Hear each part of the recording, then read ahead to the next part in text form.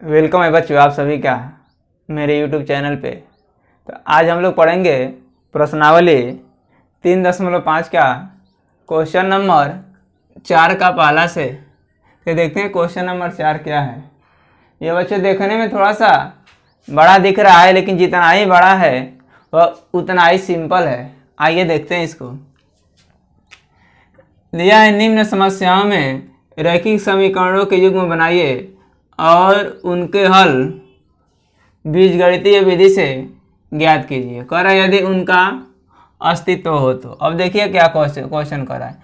एक छात्रावास के मासिक व्यय का 1 भाग नियत है। मासिक छात्रावास का मतलब क्या होता है बच्चों? हॉस्टल, जिसमें बच्चे रहते हैं, पढ़ने वाले बच्चे इसमें रहते हैं, रह करके पढ़ते हैं, हम उसी को छात्रावास कहते हैं, अंग्रेजी में हॉस्टल कहते हैं। एक छात्रावास के मासिक व्यय का 1 भाग नियत है तथा शेष इस पर निर्भर करता है कि छात्र ने कितने दिन भोजन लिया। जब एक विद्यार्थी है जिसका नाम ए है, जो 20 दिन भोजन करता है, 1000 रुपये छात्रावास के व्यय के लिए अदा करने पड़ते। यानी एक विद्यार्थी जो है 20 दिनों तक भोजन करता है तो उसको 1000 रुपया देना पड़ता है। जबकि एक विद्यार्थी बी यानी में दूसरा विद्यार्थी जिसका नाम बी है, जो 26 दिन भोजन करता है, छात्रावास के व्यय के लिए उसे 1180 रुपये अदा करने पड़ते हैं। नियत व्यय और प्रतिदिन के भोजन का मूल्य ज्ञात करना है। तो हमको पता करना है कि नियत व्यय कितना होगा। नियत में होता है फिक्स चार्ज, ठीक है। आइए देखते हैं। तो जो हमको नहीं पता होता है उसको हम मान लेते हैं। तो लिखेंगे माना मासिक नियत व्यय बराबर x रुपया। मासिक यानी में 1 महीने का, और 1 महीने के बाद करे प्रतिदिन। तो लिखेंगे यहाँ पे प्रतिदिन भोजन का व्यय बराबर y रुपया। तो बच्चों नियत व्यय x रुपया है और प्रतिदिन भोजन का व्यय हो गया y रुपया। यानी 1 महीना के लिए वो जो है x रुपया दे रहा है, और 1 महीना के बाद यदि वह 1 दिन भोजन करता है तो उसको y रुपया देना है, 2 दिन करता है तो 2y देगा, 3 दिन करता है तो 3y देगा, 4 दिन करता है तो 4y। यानी 20 दिनों तक भोजन करता है। देखिए हम यहाँ तक तो कर दिए।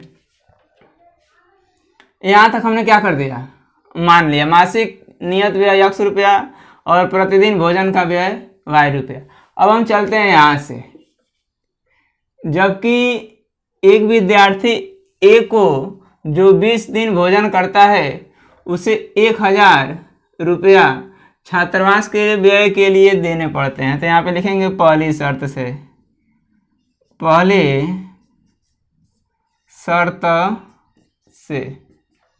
तो नियत व्यय बच्चों x रुपया है। अब देखिएगा 1 दिन के लिए यानी प्रतिदिन माने 1 दिन के लिए y रुपया दे रहा है, y लग रहा है, तो 20 दिनों के लिए हो जाएगा 20y, और यह दोनों को मिला करके कितना दे रहा है, 1000 रुपया दे रहा है। तो यह हो जाएगा 1000। इसको हम इक्वेशन फर्स्ट बना देंगे। अब चलते हैं दूसरी शर्त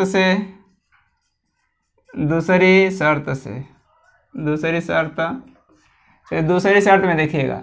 पहली शर्त हमारा यहाँ तक था, अब यहाँ से दूसरी शर्त। जबकि एक विद्यार्थी बी को जो 26 दिन भोजन करता है, तो नियत व्यय के लिए यानी में कितना है, x रुपया है, और 1 दिन के लिए कितना y रुपया। तो 20 दिन के लिए 26 दिन कर रहा है भी ना, तो 26y बराबर इन दोनों को मिला के कितना दे रहा है, 1180 रुपया। इसको हम क्या बना दिए, इक्वेशन सेकेंड बना दिए। अब देखिएगा पहला इक्वेशन में x का भी गुणांक यहाँ भी 1 है और यहाँ भी 1 है, जो कि 1 लिखा नहीं जाता है। ठीक है, तो गुणांक क्या है यहाँ पे 1 है और चिन्ह क्या है सामान्य, यानी इसके भी आगे प्लस है और इसके भी आगे प्लस है। इनको जोड़ घटा देंगे तो हमारा काम चल जाएगा। तो लिखेंगे समीकरण 1 में से समीकरण 2 को घटाने पर, 2 को घटाने पर, तो समीकरण 1 है x प्लस 20y बराबर 1000, x प्लस 20y बराबर 1000, और दूसरा इक्वेशन है x प्लस 26y बराबर 1180, x प्लस 26y बराबर 1180। इसको हम क्या करें, घटाएंगे, घटाते हैं तो चिन्ह बदलता है, या माइनस होगा या भी माइनस और या भी माइनस, x से x कैंसिल हो जाएगा, और 20 में से हम 26 घटाएंगे तो आएगा -6y, और 1000 में से 1180 घटाएंगे तो आएगा -180, माइनस से माइनस कैंसिल हो गया, या गुणा में इधर आएगा तो भाग में हो जाएगा, 180/6, 36 18, यानी में 30 बार में कट जाएगा, तो y बराबर कितना आ गया 30। यानी में प्रतिदिन भोजन का व्यय के लिए उसको देना पड़ेगा कितना 30 रुपया, और इसी y का मान समीकरण 1 में रख दीजिए या 2 में रख दीजिए, तो हमारा क्या आ जाएगा, नियत व्यय आ जाएगा। तो हम ऊपर का मिटाते हैं क्योंकि नीचे जो है कटेगा, या एक लाइन बढ़ा देते हैं, तो लिखेंगे यहाँ पे फिर y का मान समीकरण 1 में रखने पर, 1 में रखने पर, इसको मिटा रहे हैं बच्चों, जगह है नहीं।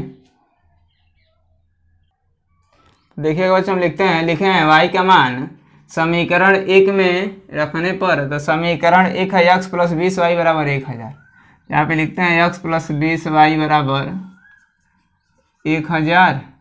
हम क्या करेंगे, y के जगह पे रखेंगे 30, तो x प्लस 20 गुणे 30 बराबर 1000, अब 2 3 6 होगा, x प्लस 600 बराबर 1000, और x बराबर इसको उधर ले जाए घटाएंगे तो आएगा 400। अब देखिएगा, एक तो हमारा आंसर यह हुआ और एक आंसर क्या हमारा हुआ, यह होगा, तो हम लिखेंगे क्या, नियत व्यय, तो यहाँ पे बगल में लिख देते हैं, नियत व्यय बराबर आपका होगा 400 रुपया, और क्या कर रहा है, प्रतिदिन भोजन का व्यय, प्रतिदिन भोजन का व्यय बराबर हो जाएगा आपका, प्रतिदिन भोजन का व्यय क्या होगा 30 रुपया, प्रतिदिन भोजन का व्यय 30 रुपया। तो यही बच्चा हमारा क्या होगा, आंसर हो जाएगा। अब हम चलते हैं क्वेश्चन नंबर, यह मेरा एक पहला आंसर हो गया और यह दूसरा आंसर हो गया। अब हम चलते हैं क्वेश्चन नंबर 4 का दूसरा पे। तो ये रहा बच्चों क्वेश्चन नंबर दूसरा, क्वेश्चन नंबर 4 का दूसरा। तो दूसरा है, एक भिन्न 1/3 हो जाता है जब उसके अंश से 1 घटाया जाता है, और यहाँ तक पहला कंडीशन है, और वह 1/4 हो जाता है जब हर में 8 जोड़ दिया जाता है, तो वह भिन्न ज्ञात कीजिए। तो सबसे पहले हम लिखेंगे माना भिन्न, माना भिन्न बराबर x/y। यह बच्चों x को हम अंश कहेंगे और y को हर कहेंगे, वैसे आप लोग जानते होंगे हर। अब देखिए लिखेंगे प्रश्नानुसार या पहली शर्त से, पहली शर्त से, पहली शर्त से देखिएगा कह रहा है उसके अंश से 1 घटाया जाता है। तो सबसे पहले तो यह भिन्न हो गया x/y। अब इसको हम अंश कहते हैं, हम इसमें से यदि हम 1 घटाते हैं तो वह 1/3 हो जाता है। 1 क्या हो गया 3 हो गया। अब हम करेंगे क्रॉस मल्टीप्लाई, तिरिया गुणा, तो 3 से x में कराएंगे तो 3x, और फिर 3 से 1 में कराएंगे तो 3 बराबर y, वाई को इधर भेजते हैं तो 3x माइनस वाई बराबर 3। इसको बना दिए इक्वेशन फर्स्ट। फिर लिखेंगे दूसरी शर्त से देखिएगा दूसरी शर्त क्या है। कह रहा है जब उसके, ये तो हो गया पहली शर्त में ही था, अब दूसरी शर्त यहाँ से है, और वह 1/4 हो जाता है जब हर में 8 जोड़ दिया जाता है। तो सबसे पहले तो हम भिन्न लिखेंगे x अपान वाई। अब हर में हमको 8 जोड़ने के लिए कह रहा है, हम इसमें यदि हम 8 जोड़ दिए तो यह कितना हो गया 1/4। अब फिर इसमें भी हम क्रॉस मल्टीप्लाई कराएंगे, तो इसका इसमें और इसका इसमें, तो यह होगा 4 से x में कराएंगे तो 4x, और 1 से इसमें कराएंगे तो y + 8। 1 से किसी भी संख्या में गुणा करते हैं तो कोई परिवर्तन नहीं होता है, y वाले को इधर लाते हैं तो 4x माइनस वाई बराबर 8। इसको हम इक्वेशन सेकेंड बना दिए। अब देखिएगा पहला हमारा इक्वेशन है 3x माइनस वाई बराबर 3, ये मेरा पहला इक्वेशन, और दूसरा इक्वेशन है 4x माइनस वाई बराबर 8। यहाँ भी देख रहे हैं इसका भी जो है, इसके ही पहले माइनस है और इसके ही पहले क्या है माइनस है, और गुणांक भी समान है और चिन्ह भी समान है, इसलिए हम क्या करेंगे एक में से 2 को घटाएंगे। समीकरण 1 में से समीकरण 2 को घटाने पर समीकरण 1 है 3x माइनस वाई बराबर 3, और दूसरा है 4x माइनस वाई बराबर 8। अब घटाते हैं तो चिन्ह क्या होता है, बदलता है, या माइनस या प्लस और या माइनस। y से y कैंसिल हो गया, 3 में से हम 4 घटाएंगे तो -1x, और 3 में से 8 घटाएंगे तो -5। 1 बच्चे लिखते नहीं है, माइनस से माइनस कैंसिल हो गया, x बराबर 5 आ गया।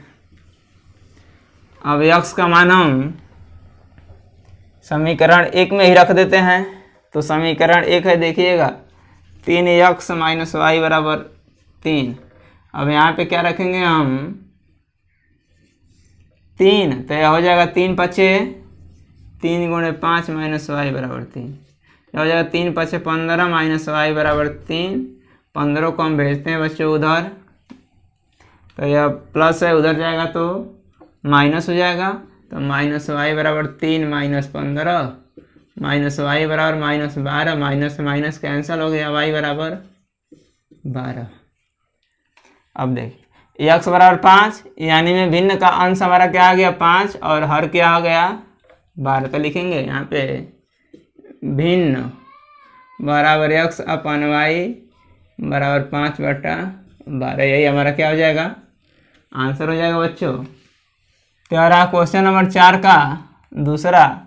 अब हम देखते हैं क्वेश्चन नंबर 4 का तीसरा भी इसी में देख लेते हैं। तो ये रहा बच्चों क्वेश्चन नंबर 4 का तीसरा। तो यह क्वेश्चन है देखिए, यश ने एक टेस्ट में 40 अंक अर्जित किए यानी पाए। जब उसे प्रत्येक सही उत्तर पर 3 अंक मिले तथा अशुद्ध उत्तर पर यानी में गलत उत्तर पर 1 अंक की कटौती की गई है। यानी में एक टेस्ट हो रहा है, यदि सही हो रहा है तो 3 अंक मिल रहे हैं, और गलत हो रहा है तो 1 अंक क्या कर लिए जा रहे हैं, कट कर लिए जा रहे हैं। यानी में उस टेस्ट में से ही कट किया जा रहा है, जितना अंक पा रहा है उसमें से ही क्या किया जा रहा है, कट किया जा रहा है।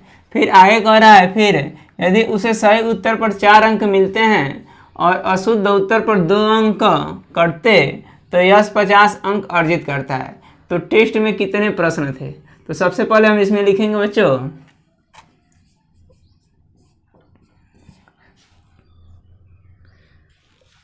माना सही प्रश्नों की संख्या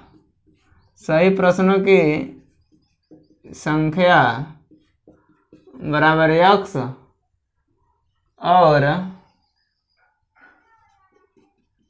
और गलत प्रश्नों की संख्या बराबर y। तो कुल प्रश्न होगा, यहाँ पे देखिए कुल प्रश्न हो जाएगा, कुल प्रश्न बराबर हो जाएगा x प्लस वाई। और हमसे यही बच्चे पूछ भी रहा है कि इसमें कुल कितने, टेस्ट में कुल कितने प्रश्न थे, हमसे यही क्या कर रहा है, पूछ भी रहा है। तो फिर हम आगे देखते हैं। हम आगे लिखेंगे पहली शर्त से। पहली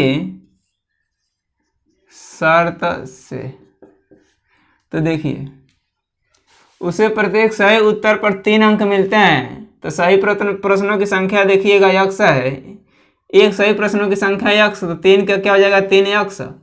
और देखिए गलत प्रश्नों की संख्या y, तो यानी में क्या कह रहा है, अशुद्ध उत्तर पर 1 अंक की कटौती होती है। तो यहाँ पे हो जाएगा -1y बराबर कितना 40। यदि 1 है तो 1y, 2 रहेगा तो 2y, यानी में 1 को हम क्या करते हैं, लिखते नहीं हैं। इसको हम इक्वेशन फर्स्ट बना दिए। अब आगे चलते हैं। देखिए यहाँ पे लिखेंगे दूसरी शर्त से।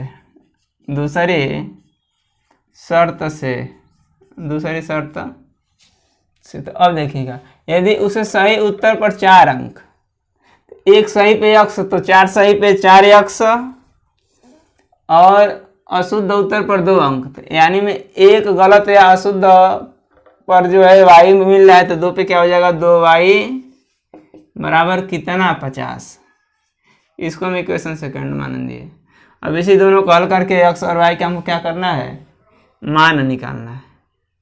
तो इसको इक्वेशन 2 न बना करके देख रहे हैं, इसमें 4 भी 2 से कटेगा, यह भी कटेगा और यह भी कटेगा। तो काट के हम इसको थोड़ा सा क्या कर लेते हैं, छोटा कर लेते हैं। इसमें से हम 2 कॉमन ले लेंगे, तो यह होगा 2x - y बराबर 50। और 2 से इसको कैंसिल करेंगे तो कितने बार में करेंगे, 25 बार में। तो 2x - y बराबर 25। इसको बनाते हैं इक्वेशन सेकंड, और ये छोटा हो गया। अब देखिएगा y को देखते हैं, तो चिन्ह भी समान है और गुणांक में क्या है, समान है, तो इसलिए हम घटा देंगे। तो लिखेंगे समीकरण 1 - 2 से, समीकरण 1 में से समीकरण 2 को घटाने पर, तो समीकरण 1 है 3x - y बराबर 3x - y बराबर 40, और दूसरा है 2x - y बराबर 25। घटाते हैं, चिन्ह को बदलते हैं, माइनस या प्लस और या माइनस, y से y कैंसिल हो जाएगा। 3 में से हम 2 घटाएंगे तो 1x, जो कि वहाँ लिखते नहीं हैं, और 40 में से हम 25 घटाएंगे तो 15, यानी में x का मान क्या आ गया 15।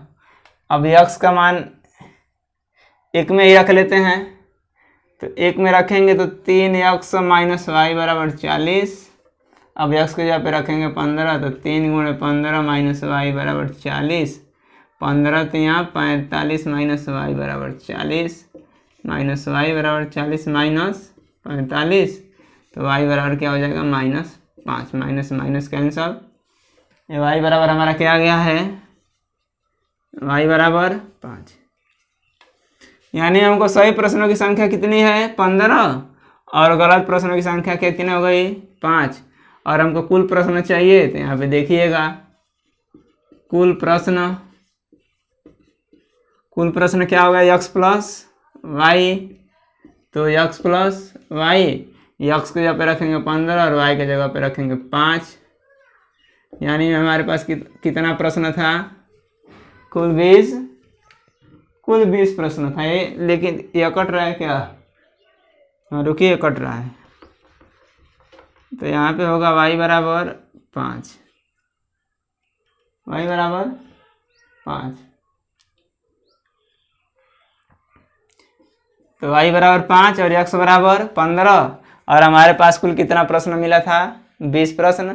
यही हमारा क्या होगा, आंसर होगा। तो बच्चों आज की वीडियो में बस इतना ही। वीडियो को देखने के लिए धन्यवाद।